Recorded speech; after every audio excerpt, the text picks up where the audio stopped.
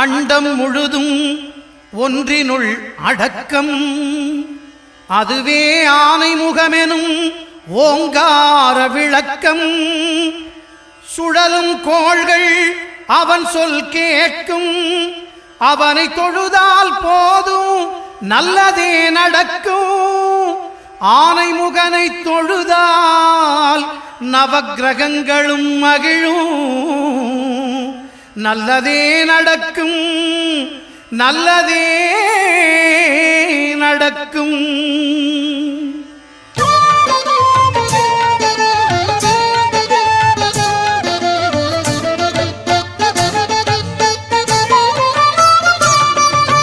ஒன்பது கோளும் ஒன்றாய் காண அங்கு கற்பகம் என்னும் கடவுளின் மெய்யில் 9 கோளும்